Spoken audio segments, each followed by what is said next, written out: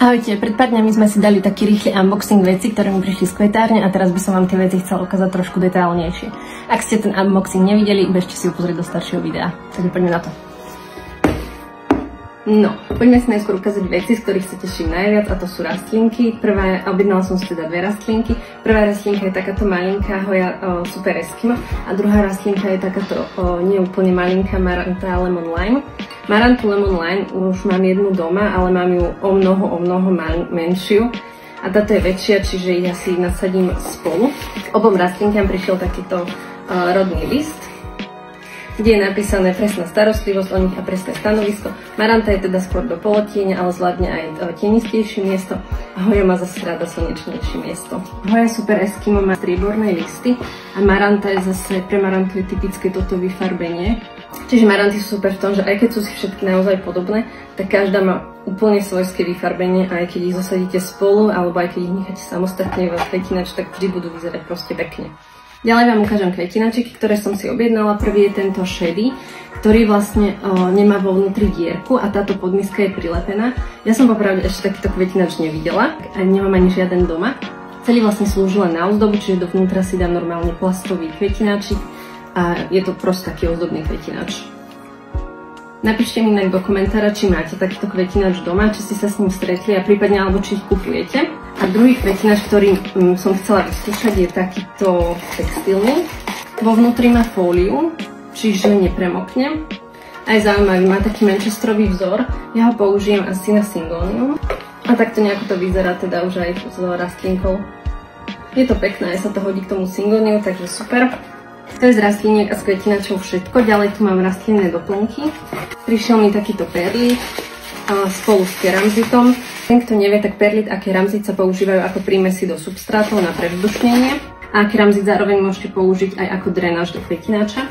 A ďalej mi prišli už hotové substráty, ktoré si rozbalíme a som na ne strašne zvedavá, že aký je v nich rozdiel a ako si ich teda miešajú. Myslím, že tieto substráty si miešajú v kvetárni sami, takže som fakt zvedavá.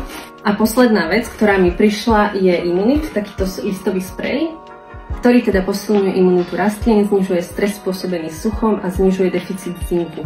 Čiže si ukážeme aj postrek, ako to vlastne spraví s tým listom a som hlavne zvedavá na dlhodobé používanie. Tieto veci si teda zatiaľ odložíme. Ja som si odbehla pri nejaké veci, kde tie substráty vysypem, aby sme si ich ukázali.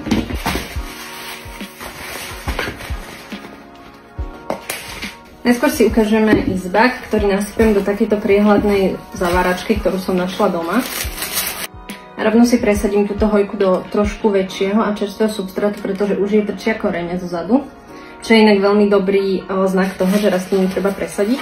A pri rodnom liste, ktorý som dostala, je napísané, že pre baby rastlinku je vhodný substrát práve izbak, takže preto idem použiť izbak. A dospelá rastlinka by mala mať už aroid substrát. Predpokladám, že teda aroid budú mať prievzdušnejší, tak by to inak aj malo byť, že aroidy potrebujú fakt, že prevzdušnený substrát.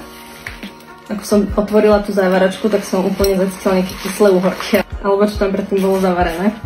Nevyzerá ani moc prerastenou, len sa korienky ťahajú dolu.